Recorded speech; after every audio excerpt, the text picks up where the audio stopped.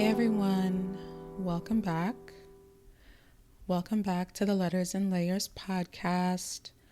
Welcome to any new listeners. Welcome and thank you for being here. This is your host, Amaka, and you are listening to the Letters and Layers podcast, where we talk about all things mental health, wellness, books, life lessons, personal insights, and everything in between. It is Tuesday, September 30th. We are at the end of the month, and I feel like September really felt like it had no business overstaying its welcome. It just feels like it flew by, for me at least. And I think it's probably the fastest month to kind of come and go for me this year. But here we are at the end of the month, and October is upon us, the end of the year is upon us, the holidays are coming, and in true me fashion, I'm just, starting to reflect on the year and everything that has transpired.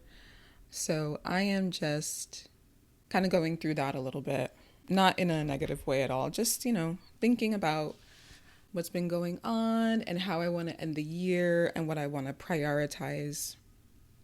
So I don't know that this episode is going to be too long. I know I always say that, but I just kind of have one thing that I wanted to talk about.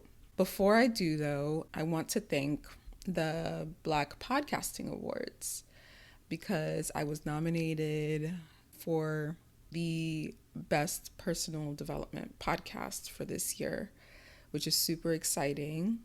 And I found out 2 days ago I'm nominated with 2 other entries, and it was really exciting to see my name and my cover art there. I was scrolling down, and the more I scrolled, the more I was like, oh, I guess it didn't happen this year. That's fine. And then I saw it, and I was like, oh my God. I was in bed.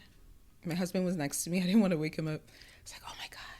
And I was just staring at it, and I was just super happy. So I'm super thankful for the nomination. And, I'd be lying if I said I wasn't hoping to be nominated. That's really the extent to which I had a goal. Winning, honestly, is extra because I feel like I achieved the goal that I wanted.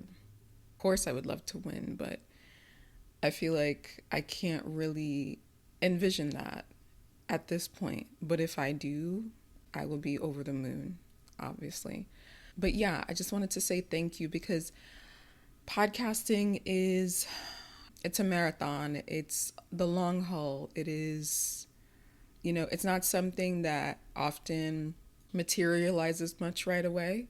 You really have to know why you're doing it for yourself. You have to believe in it for yourself. You might be the only one who believes in it for a very long time, but it can definitely get to a point where you start to build an audience and people start to find your content and take time to listen and familiarize themselves, and you get to this point where you're recognized, and it feels great.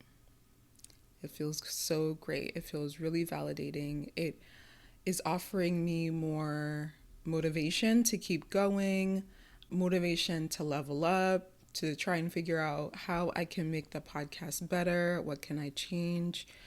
Not necessarily overhauling, but it just motivates me to know that at the level I'm at, people are appreciating what I'm doing, but I know that I could do a lot more. So that's kind of what I'm thinking through as well. So yeah, thank you to the Black Podcasting Awards for nominating the Letters and Layers podcast for the year 2025. What I wanted to talk about primarily in this episode, as you can see from the title, something that I have been trying to incorporate more into my day-to-day life is just moments of silence. Because I feel like for me, my default was having some sort of sound or noise in the background, whether it was music, whether it was podcasts, whether it was an audiobook, something or another. And I got to a point where I started to interrogate why that was. And I was like, am I not able to, sit for a little bit in silence? So I started to challenge myself, and I realized I had to follow through on the challenge because the thought of doing this for me made me nervous. I was like, how am I going to occupy my mind, if I'm doing something mundane? And that really was like the sign for me. I was like, well, it looks like this is something I really need to do. So let's see what happens. So one thing I started to do was, if I'm like going to the kitchen to wash dishes, usually I'll bring my phone, I'll put on a podcast and, wash the dishes. But I started to just go and do what I need to do. No phone. I started to take a shower without my phone because often I'll bring it to listen to a podcast while I'm in the shower. I even have like particular podcasts that I usually do with different things.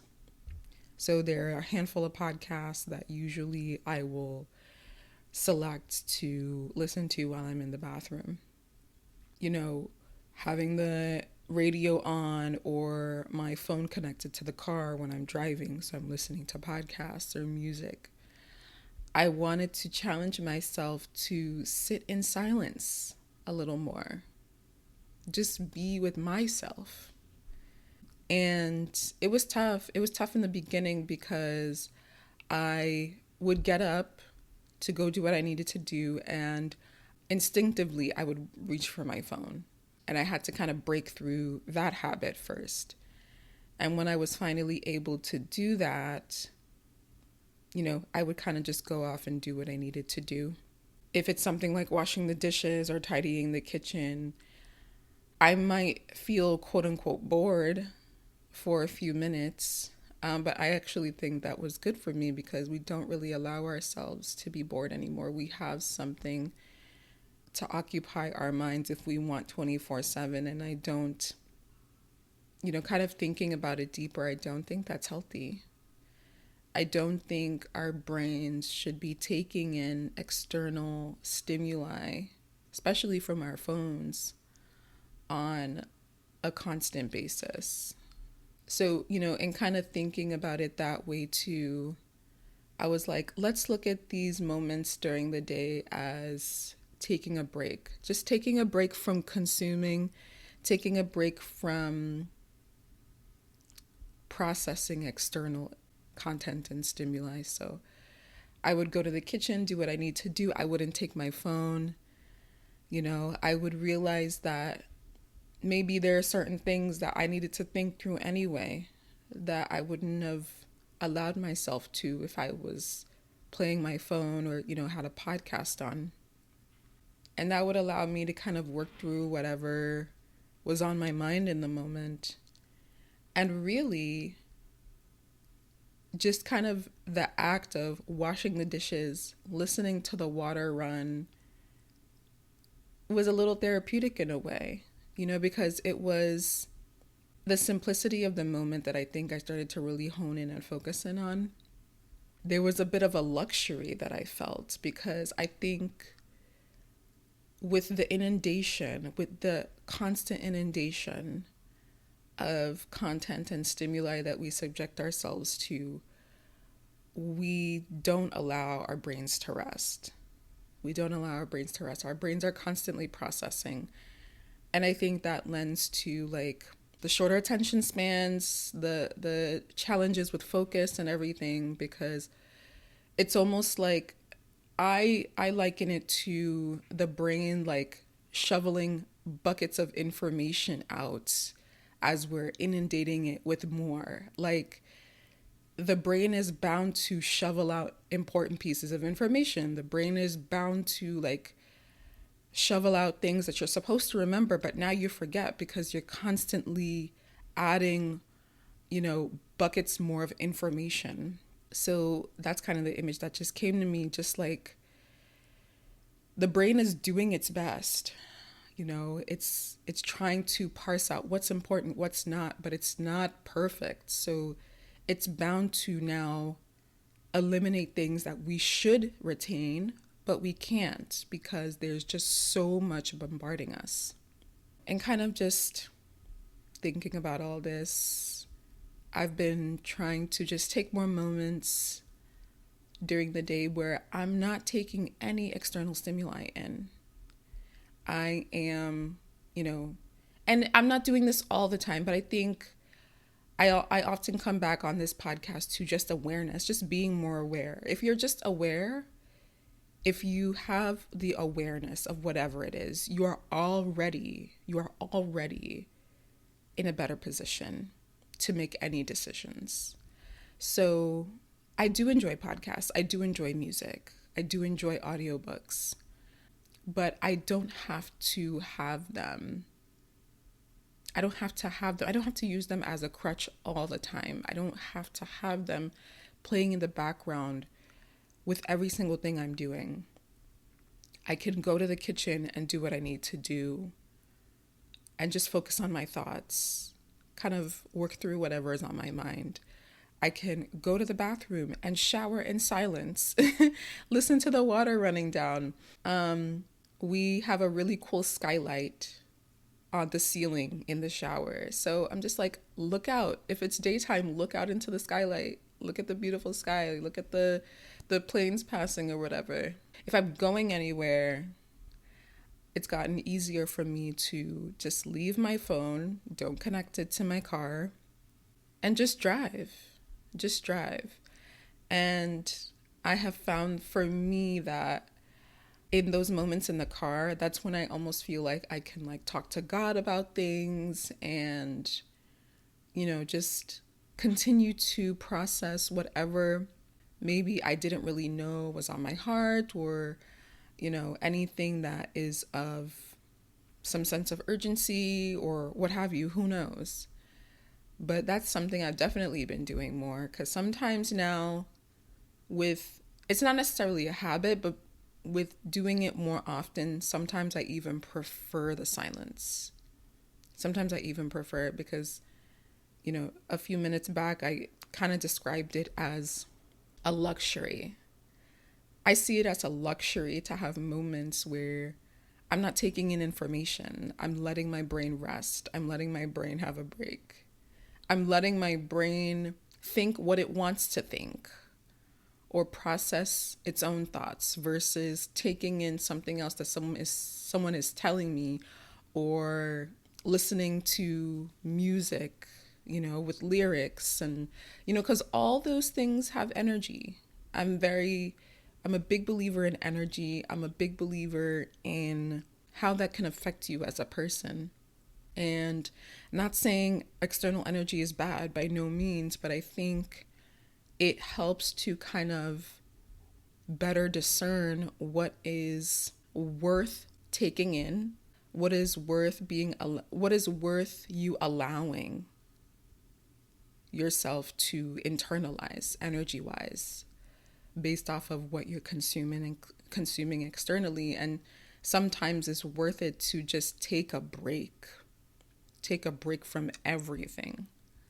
Just be with yourself, be with your thoughts, be with you, just be with yourself. And I think that also is tough for people because they don't want to sit with themselves.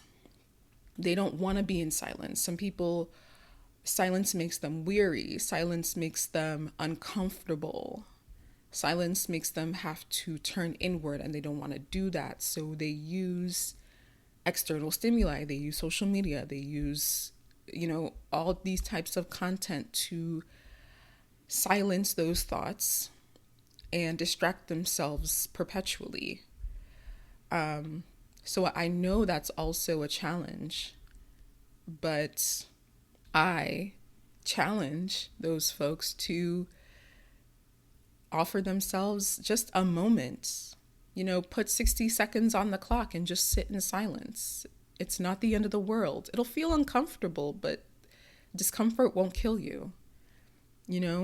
See if you can move past that discomfort and get to a point where maybe you start to feel ease and maybe even relief, because you're allowing your brain to kind of process what's going on in your mind, without giving it the added task of taking in more information simultaneously. So that's really all I wanted to share today. I think it was worth, talking about, because we live, speaking of American society, we just allow so much of our life to be outsourced to technology, and we think that we need to constantly be in the know. We have to be well informed. We have to keep on top of the latest. But do we? Do we have to always know what's going on if it is negatively affecting us, if it's to our detriment mentally and emotionally? Would it benefit you, the listener, to take more breaks away from those external stimuli and, allow yourself to just sit in a space of silence? Some folks would call this meditation. We don't even need to go that far. We don't even need to use the meditation. We're just sitting with yourself, just starting to practice that, putting 60 seconds on the clock, even 30 seconds, just do what you feel you could do. Find your starting point and then start to build confidence and momentum from there. And you might find that you get to the point where you prefer the silence. You might find you get to the point where the content you used to take in, without even really thinking, just feels so heavy and feels like so much noise that you are looking to turn off your phone or turn off the podcast or whatever. In doing this over the last couple of months, like I said, it's not an all-day thing. I still enjoy my entertainment and the content that I consume, but I have found that over these last couple of months where I've been more aware, there are certain podcasts that I'm not really eager to turn on every week when they post a new episode. I've found that I am enjoying the idea and the practice of just opening a book more and reading, because this is a podcast that focuses a large part of its content on books, but I would have to be honest and say I struggle at times to read and finish books because of the whole inundation of content and just it impacting my dopamine and neurotransmitter circuitry, and just reading sometimes feeling like it's boring. But in kind of being more aware about incorporating silence into my day-to-day, I'm finding that I'm drawn more now to books and the idea of kind of curling up and opening a book and starting a story and giving my whole attention to it amidst the silence that I'm sitting in. It feels like a privilege to be able to have that. It feels like a luxury, which is a word I keep coming back to this episode. So I can see the benefits. I don't really know that there's any drawbacks to just being a little bit more aware of having moments of silence through my day. If anything, it gives me so much more than it takes away. If it takes away anything, it's just, the content that I'm not consuming. But do I really need that content anyway? Especially with the type of stuff in the news on a perpetual basis. Like, there's nothing really, that will uplift me or make me feel good. It's really all negative stuff. And there are times in the zeitgeist where it just feels so heavy and you just don't want to be connected at all. So I have those moments. I have days where I don't go on social media at all. And then days where I'm, more connected. But if there's anything that I want to do for myself moving forward, if there's any behavior that I want to practice more consistently, it's just being in silence with myself or doing things in silence, reading. I don't have to have music on or instrumentals on all the time. Instrumentals are great, but I don't really need to have anything on in the background while I'm reading. I don't need to have anything on in the background if I'm in the bathroom, in the shower, doing chores, what have you, driving in the car. Those can be moments that I commit to myself, prioritizing the wellness of my mind, allowing my mind to distill whatever thoughts it needs to process so that I am better for it. So yeah, I think that's all I wanted to share today. I'm reading 107 Days by Kamala Harris right now. I'm also still reading Matriarch. I think I mentioned that on a previous episode. So I went out this weekend to get 107 Days, and it sent me on a wild goose chase because I think it came out on the 23rd. So I don't know what I expected, but I didn't think that it was like sold out everywhere. I went to my usual bookstore in the West Loop, and they told me they had just sold their last copy that morning and they were getting more on Monday. I was like, okay, no problem. So then I went to a Barnes and Noble's further north, and they had sold out. And with kind of dealing with this, I was like, now I need to get my hands on this book because clearly it's a hot commodity. So then I called this Black-owned bookstore on the South Side called Call and Response Books. I think I might have mentioned them on the podcast once before. They said they had 2 copies left, and if I wanted to secure one, I can order it online for pickup and they would hold it for me. So that's what I did. And then from Milwaukee Avenue on the northern side, I drove down to Hyde Park or Hyde Park adjacent and picked up the book. That was Saturday, and I've been reading it since then. I am more than halfway through. So I think what I'm going to do is I'm going to finish 107 Days and talk about it next month. And then I'm going to return to Matriarch and finish the year with Matriarch. So that's the plan. I hope I'm able to stick with it because I'm really enjoying Matriarch. I'm really enjoying Miss Tina Knowles talking to us, sharing about her childhood and just everything. And I know it's going to get more interesting as she gets older and, gets married and has Beyonce and Solange and just like the trajectory from there. So I want to say thank you guys for listening. I appreciate you all as always. Please share, please recommend to folks who you think will enjoy this episode or past episodes. Don't hesitate to reach out to me at contact@thelettersandlayers.com. Subscribe to my YouTube page. I'm working on getting back regular with posting. I think it's been like a month or 6 weeks, but it's top of mind. So I want to get back into that.